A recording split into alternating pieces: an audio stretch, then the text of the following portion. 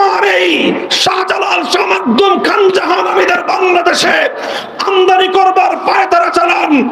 আবারও বলছি, বিনয়ের সঙ্গে বলছি, রক্ত দেব, জীবন দেব, যুদ্ধ করব, সমকামিতা বাংলাদেশে আমদানি করতে দেব না। আসসালামু আলাইকুম ওয়া রাহমাতুল্লাহ। নাহমাদুল্লাহ তাআলা ওয়া নুসাল্লি আলা রাসূলিল কারীম, আম্মা বা'দ। আউযু বিল্লাহি মিনাশ শাইতানির রাজীম। বিসমিল্লাহির রাহমানির রাহিম। ওয়া লা তারকানু ইলাল লাযীনা যালামু ফাতামাসসাকুমুন নার ওয়া মা লাকুম মিন দুনিল্লাহি মিন আউলিয়া সুম্মা লা তুনসারুন। সাল্লাল্লাহুল আযীম। বাংলাদেশ খেলাফত মজলিস নরসিংদী জেলা শাখা কর্তৃক আয়োজিত আজকের এই গণসমাবেশে উপস্থিত সংগ্রামী সভাপতি, উপস্থিত বাংলাদেশ খেলাফত মজলিসের মোহতারাম আমির শাইখুল হাদিস হযরত মাওলানা ইসমাইল নূরপুরী, উপস্থিত বাংলাদেশ খেলাফত মজলিস ও সহযোগী সংগঠনের কেন্দ্রীয় জেলা নেতৃবৃন্দ, সমবেত বাংলাদেশ খেলাফত মজলিসের নেতা কর্মী, সর্বস্তরের তৌহিদি জনতা, আমার প্রাণপ্রিয় নরসিংদী জেলাবাসী, আমি সর্বপ্রথম আল্লাহ পাক রব্বুল আলামিনের শুকরিয়া আদায় করছি, যে মহান রব্বুল আলামিন আমাদের উপর থেকে, বাংলাদেশের মানুষের বুকের উপর থেকে জগদ্দল পাথরের মতো চেপে বসা জালিম স্বৈরাচারী নব্য ফেরাউন শাসক গোষ্ঠী শেখ হাসিনাকে অপসারণ করে এদেশের মানুষকে মুক্ত আকাশে নিঃশ্বাস গ্রহণ করার সুযোগ করে দিয়েছেন। আল্লাহুম্মা লাকাল হামদু ওয়া লাকাশ শুকর। এরপরে আমি শ্রদ্ধা করে স্মরণ করছি পুণ্যাত্মা ওই সকল বীর শহীদদেরকে, যাদের জীবন এবং আত্মত্যাগের বিনিময়ে বাংলাদেশে আমরা দ্বিতীয়বারের মতো স্বাধীনতা লাভ করেছি। 2009 সালের পিলখানা ট্র্যাজেডিতে শাহাদাত বরণকারী 57 জন দেশপ্রেমিক সেনা কর্মকর্তা, 2013 সালে শাপলা চত্বরের ঘুমন্ত আল্লাহ নবী প্রেমিক হেফাজতে ইসলাম বাংলাদেশের বহু অসংখ্য প্রায় শতাধিক শাহাদাতপ্রাপ্ত নেতাকর্মী আল্লামা সাঈদী রহমাতুল্লাহ আলাইহির বিরুদ্ধে ঘোষিত বানোয়াট রায় মৃত্যুদণ্ডের বিরুদ্ধে প্রতিবাদী কোরআন প্রেমী জনতার বিরুদ্ধে পাখির মতো গুলি করে হত্যা করা শতাধিক শহীদদেরকে স্মরণ করছি। দীর্ঘ এই সময়ে যে সকল বিরোধী নেতা কর্মীদেরকে অন্যায়ভাবে গুম খুন হত্যা করা হয়েছে, স্মরণ করছি 2021 সালে বাংলাদেশের স্বাধীনতার সুবর্ণ জয়ন্তী উদযাপনকালে ভারতের বিতর্কিত মুসলমানদের খুনি নরেন্দ্র মোদী প্রধানমন্ত্রীকে বাংলাদেশে এনে বাংলাদেশের মুসলমানদের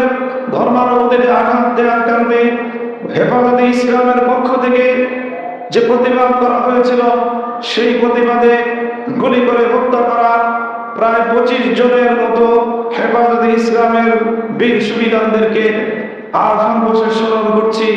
2024 সালের জুলাই এবং আগস্ট বিপ্লবে বাংলাদেশের প্রতিটি জেলায় জেলায় খুনি স্বৈরাচারী হাসিনার দোষর হেলমেট লীগ, ছাত্রলীগ, ছাত্রলীগ, যুবলীগ এবং প্রশাসনের মধ্যে খাপটি মেরে বসে থাকা দলীয় গুন্ডাদের গলিতে নিহত 1.5 সহস্রাধিক, সর্বশেষ জাতীয় গণমাধ্যমের সূত্র অনুযায়ী 1581 জন শহীদদেরকে, যাদের আত্মত্যাগ, রক্ত এবং জীবনের বিনিময়ে বাংলাদেশ আবার দ্বিতীয়বারের মতো স্বাধীনতা লাভ করেছে।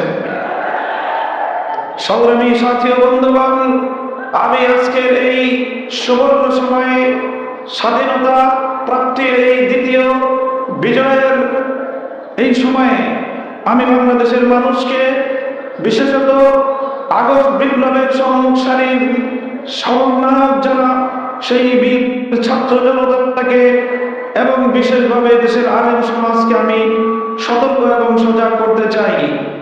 আমি বলতে চাই, বিজয় অর্জন করা যতটা কঠিন, বিজয়কে রক্ষা করা তার চেয়ে বেশি কঠিন। আমাদের অতীতের অভিজ্ঞতা রয়েছে, বাংলাদেশ এমনিতেই স্বাধীন হয়নি। এই বাংলাদেশ হল 55,000 বর্গ মাইলের মানচিত্র, আমরা খুব সহজে পেয়ে যাইনি। এই মানচিত্র পেতে, এই স্বাধীনতা এবং এই বাংলাদেশের মুসলিম জাতিসত্তা এই অস্তিত্ব লাভ করতে আমাদেরকে অনেকগুলো আধিপত্যবাদী শক্তির বিরুদ্ধে লড়াই করতে হয়েছে। আমাদেরকে লড়াই করতে হয়েছে সেই ব্রিটিশ শক্তির বিরুদ্ধে, আমাদেরকে লড়াই করতে হয়েছে পশ্চিমবঙ্গের আধিপত্যবাদী, সাম্রাজ্যবাদী এবং সাম্প্রদায়িক রবীন্দ্রনাথ ঠাকুরদের বিরুদ্ধে, আমাদেরকে লড়াই করতে হয়েছে পশ্চিম পাকিস্তানি খান পাঠানদের বিরুদ্ধে।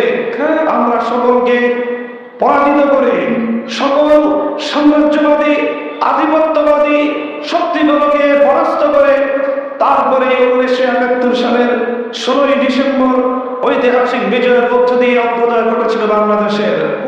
1971 সালের মুক্তিযুদ্ধের পূর্ববর্তী ঘটনাগুলোকে, ঘটনা প্রবাহকে যদি আমরা পর্যালোচনা করি, আমরা দেখতে পাই 71 মুক্তিযুদ্ধের সূচনা হয়েছিল আল্লাহর ইনশাআল্লাহ মুক্ত করে ছাড়বো, ইনশাআল্লাহ অর্থে আল্লাহর শক্তির উপর অবিচল আস্থা এবং বিশ্বাস স্থাপন করা।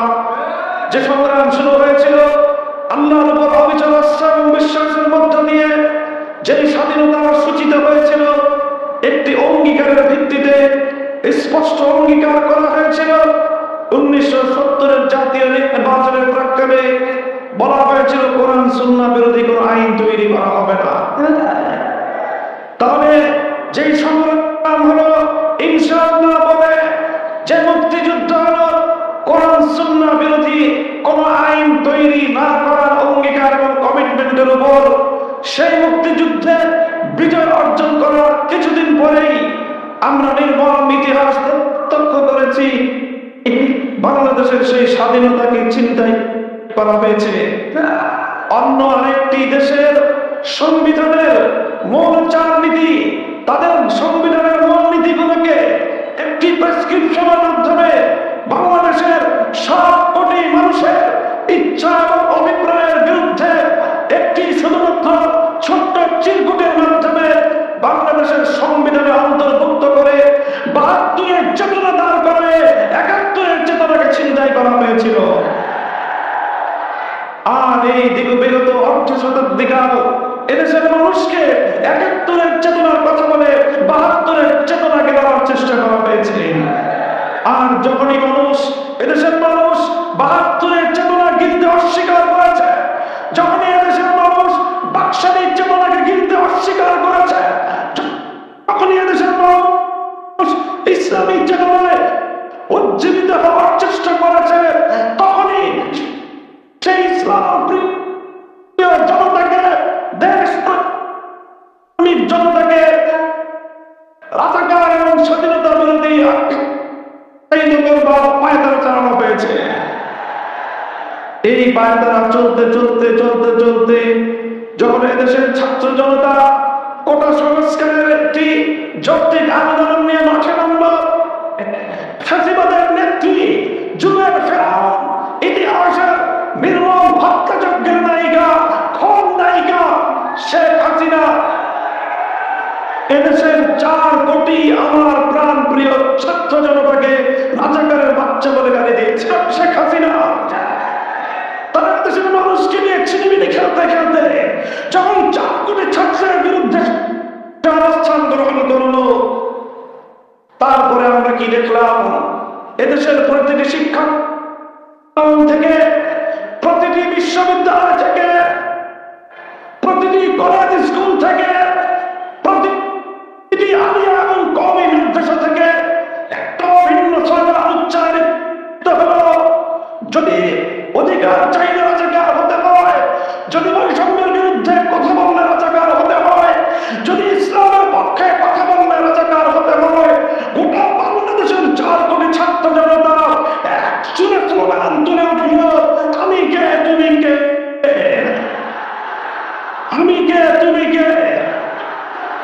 পরিষ্কার ভাষায় আমরা বলতে চাই, 71-এর সেই ঐতিহাসিক বিজয়কে 72-এর চেতনা দিয়ে যারা ছিনতাই করেছিলেন, 2024-এর 5ই আগস্টের ঐতিহাসিক বিজয় ছিলেন। আমরা পরিষ্কার ভাষায় আমাদের অবস্থান স্পষ্ট করে দিচ্ছি। আমরা বর্তমান ইন্টারিম গভর্নমেন্ট, অন্তর্বর্তীকালীন সরকারকে আমরা প্রথম দিন থেকে সহযোগিতা করছি, এখনো সহযোগিতা করে যাচ্ছি, আগামী দিনেও এই সরকারকে সহযোগিতা করার ইচ্ছা এবং অভিপ্রায় আমাদের রয়েছে। আমরা চাই বাংলাদেশে সংস্কার হোক, আমরা চাই বাংলাদেশের নির্বাচন ব্যবস্থা থেকে শুরু করে প্রতিটি উপনিবেশবাদী ব্যবস্থা সংস্কার হোক। আমরা একটি স্বাধীন দেশ, একটি স্বাধীন জাতি হিসেবে নিজেদের শিক্ষা ব্যবস্থা, নিজেদের বিচার ব্যবস্থা, নিজেদের অর্থ ব্যবস্থা, নিজেদের রাজনৈতিক ব্যবস্থা, প্রতিটি ব্যবস্থাকে একটি স্বাধীন জাতি হিসেবে আমাদের হাজার বছরের ঐতিহ্যের আলোকে আমরা গড়ে তুলব। কিন্তু আমরা লক্ষ্য করছি সেই পতিত পরাজিত শক্তি তারা পরাজিত হয়েছে। এখন তারা ষড়যন্ত্রের মাধ্যমে পেছন দরজা দিয়ে আবার চট করে বাংলাদেশে ঢুকে পড়বার পায়তারা চালাচ্ছে। ফ্যাসিস্টের দোসরেরা অনেকেই এখনো প্রশাসনের বিভিন্ন জায়গায় থাকতে বেড়ে আছে, বিভিন্ন জায়গায় তারা সেই ফ্যাসিবাদের প্রতিনিধিত্ব করছে। তারা শিক্ষা ব্যবস্থায় বাংলাদেশের চেতনার বিরুদ্ধে বিভিন্ন শিক্ষা কারিকুলাম আমার সন্তানদেরকে জোর করে কেনাবার চেষ্টা করছে। আমরা স্পষ্ট ভাষায় বলতে চাই, কিছু কিছু জায়গা আছে সেখানে আমাদের নমনীয়তার কোনো উপায় নেই, আপোষ করবার কোনো সুযোগ নেই, ছাড় দেওয়ার কোনো প্রশ্ন আসতে পারে না। তার মধ্যে একটা হলো শিক্ষা ব্যবস্থা। আমরা আমাদের মাদ্রাসার শিক্ষা ব্যবস্থার জন্য সরকারের কাছ থেকে বড় ধরনের কোনো বরাদ্দ চাই না, তেমন কোনো সহযোগিতা আমরা অতীতেও চাইনি। আগামী দিনে রাষ্ট্রের কাছ থেকে আমাদের কওমি মাদ্রাসার শিক্ষা উন্নয়নের জন্য আপনাদের কাছ থেকে আমরা কোনো সহযোগিতা প্রত্যাশা করব না। কিন্তু মনে রাখবেন, আমরা এদেশের আলেম সমাজ, এদেশের ইসলামপন্থীরা বাংলাদেশের 90% মুসলমানদের প্রতিনিধিত্ব করে। প্রতিটি জাতীয় ইস্যুতে আমাদের বক্তব্য থাকবে, প্রতিটি জাতীয় ইস্যুতে আমাদের কথা থাকবে। আমাদের বক্তব্য এবং কথাগুলোকে শান্তিপ্রিয়ভাবে যুক্তি দিয়ে অনুধাবন করার চেষ্টা করলে ভালো হবে। জাতীয় শিক্ষা ব্যবস্থায় হিন্দুত্ববাদকে আমরা গ্রহণ করি নাই। শেখ হাসিনার মাধ্যমে শেখ হাসিনা যাদের সেবাদাসী ছিল, সেই হিন্দুত্ববাদী ভারত সরকার আমার দেশের আগামী প্রজন্মকে হিন্দুত্ববাদে দীক্ষিত করবার পায়তারা চালিয়েছিল। এদেশের ছাত্র জনতা ফুঁসে ওঠে, এদেশের ইসলাম প্রিয় জনতা বুকা রক্ত দিয়ে হিন্দুত্ববাদকে উঠে দিয়েছে। এখন যদি হিন্দুত্ববাদের জায়গায় কেউ নাস্তিক্যবাদকে চাপিয়ে দেওয়ার পায়তারা চালান, অথবা কেউ যদি পশ্চিমা সভ্যতার কাছ থেকে সমকামিতার এজেন্ডা আমাদের এই শাহজালাল শাহ আব্দুল কালাম আহমেদের বাংলাদেশে আমদানি করবার পায়তারা চালান, আবার বলছি, বিনয়ের সঙ্গে বলছি, রক্ত দেওয়া, জীবন দেওয়া, যুদ্ধ করবার সমকামিতা বাংলাদেশে আমদানি করতে দেবেন।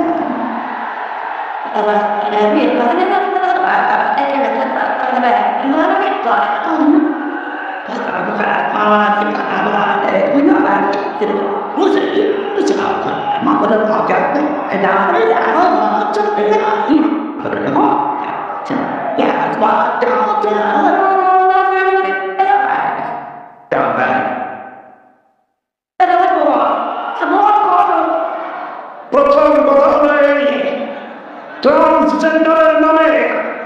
ট্রান্সজেন্ডারের নামে সমকামিতার এই অসভ্য অশ্লীল এই কালচারকে প্রমোট করে বাংলাদেশে কেউ জাতীয় শিক্ষা ব্যবস্থার কোন পর্যায়ে ভূমিকা রাখতে পারবে না। বাংলাদেশের মানুষের সেন্টিমেন্ট, মানুষের ধর্মীয় আবেগ অনুভূতিকে যদি কেউ আঘাত দেওয়ার চেষ্টা করে, আমরা যে কোনো মূল্যে সে অবসর থেকে প্রতিহত করব। আমরা বাংলাদেশ সাম্প্রদায়িক সম্প্রীতির অনন্য দৃষ্টান্ত স্থাপনকারী বাংলাদেশ।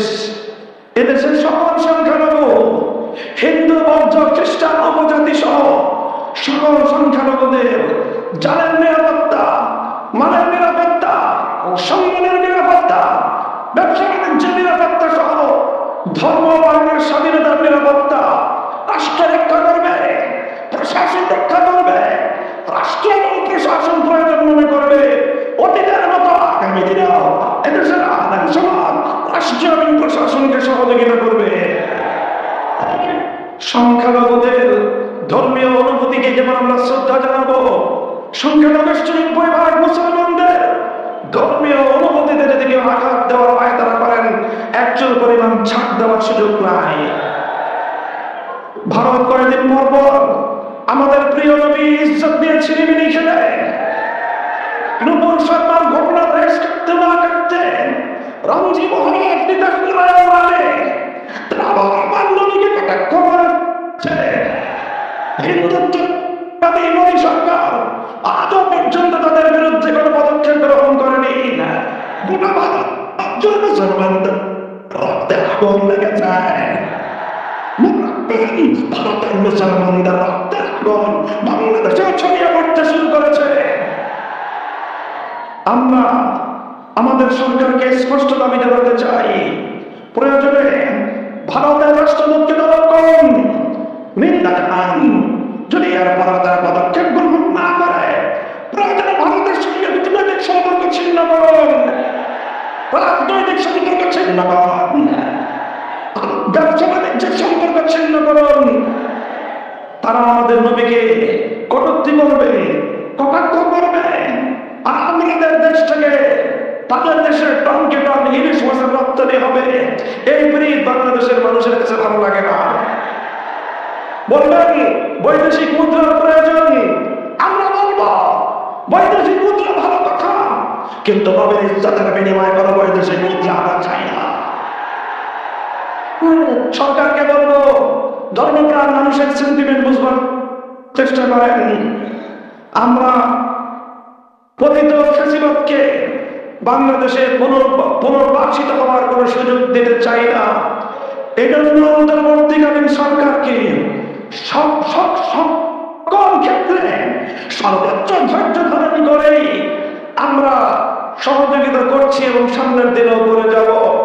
কিন্তু যদি অন্তর্বর্তীকালীন সরকারের দুর্বলতার সুযোগ নিয়ে কোন মহিলা শক্তি অথবা পরাজিত পতিত শক্তির দোষরেরা যদি শিক্ষা ব্যবস্থায় ঘাটতি মেরে বসে থেকে, আদালতে ঘাটতি মেরে বসে থেকে, প্রশাসনে ঘাটতি মেরে বসে থেকে এদেশের শান্তিকামী বিপ্লবী মুসলিম জনতার বিরুদ্ধে, ইসলামী জনতার বিরুদ্ধে ষড়যন্ত্র দানা বাঁধতে শুরু করে, তাহলে আমরা সেটা প্রতিহত করবো ইনশাআল্লাহ। আমরা আন্তর্জাতিক অপরাধ ট্রাইব্যুনালের যে আইন সংস্কারের নামে কিছু নতুন ধারা সংযুক্ত করার প্রস্তাবনা করা হয়েছে, অত্যন্ত ঘৃণিত নির্লজ্জ একটি আইন হলো তার মধ্যে ম্যারিটারিয়ান রেপ নামে, বৈবাহিক ধর্ষণ নামে স্বামীর দাবি বেহায়াপনার একটা আইন, স্পষ্ট প্রদত্ত স্বামীর অধিকারকে দুপায়ে দলিত করবার আইন বাংলাদেশে ফ্যাসিবাদ অন্তর্ভুক্ত করে দিয়েছে। বর্তমান সরকার সেটাকে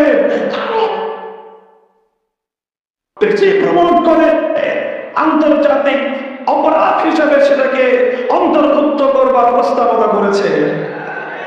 জোরপূর্বক গর্ভধারণ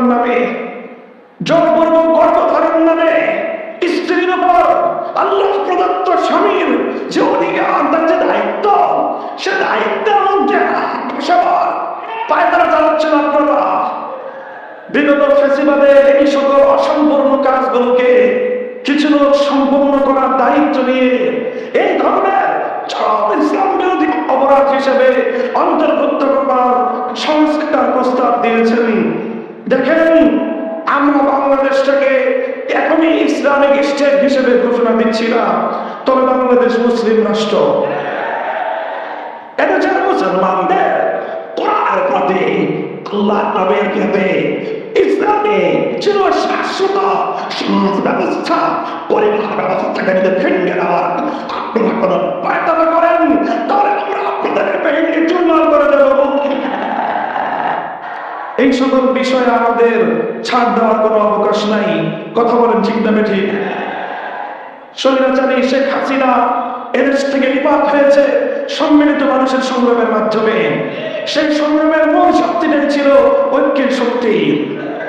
স্কুল থেকে কলেজ, ইউনিভার্সিটি, সঙ্গে আমার মাদ্রাসার ছাত্ররা টেকনাফ থেকে দুনিয়ায় হাতে হাত ধরে যখন রাজপথে দাঁড়িয়ে গিয়েছিল, সংগ্রামের সময় নামাজের ওয়াক্তে রাজপথে দাঁড়িয়ে আল্লাহু আকবারের আযান দিয়ে পিস ধরে রাজপথকে জায়নামাজ বানিয়ে সিজদা লুটিয়ে পড়েছে, দুআ করে খোদার কাছে ফরিয়াদ করে ফেসিবাদ থেকে তার মুক্তি কামনা করেছিল। আল্লাহর সাহায্যে 5ই আগস্ট ঐতিহাসিক বিজয় অর্জন করেছে দেশের ছাত্র জনতা। এই ঐক্য, এই যে কওমি মাদ্রাসা, আলিয়া মাদ্রাসা, স্কুল কলেজ ইউনিভার্সিটির ছাত্রদের মধ্যে যে অভূতপূর্ব ঐক্য সাধন হয়েছে, দেশ বিরোধী ইসলাম বিরোধী চক্রের মাথা খারাপ হয়ে গিয়েছে। এই চক্র সবসময় আওয়ামী লীগের আশ্রয় প্রশ্রয় থেকে ইসলামের বিরুদ্ধে আঘাত করেছে। এখন আওয়ামী লীগের পতনের পর তারা ডক্টর ইউনূসের উপর ভর করার চেষ্টা করতেছে। ডক্টর সাহেব, আপনাকে কিন্তু আমরা এখনো পর্যন্ত সহযোগিতার উপরে আছি, কিন্তু পতিত স্বৈরাচারী হাসিনা ভূত যদি আপনার কাছে চাপবার চেষ্টা করে, সে ভূত খাবার জন্য যা করছে আমরা তাই করবো। হেফাজতের জন্য, করণের আইনের ইজ্জতের হেফাজতের জন্য, ইসলামের রক্ষা করার জন্য যদি আমার চত্বরে যেতে হয়, রক্ত দেব,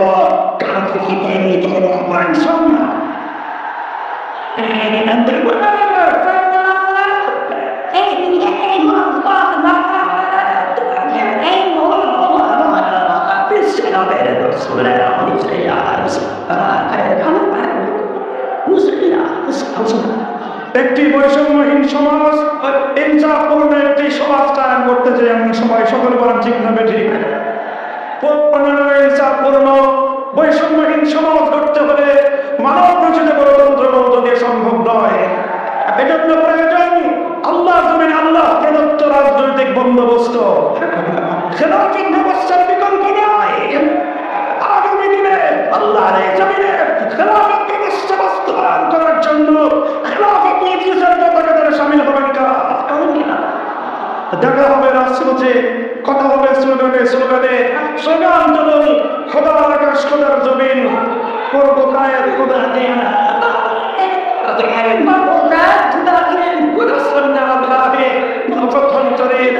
আসসালামু আলাইকুম ওয়া রাহমাতুল্লাহ।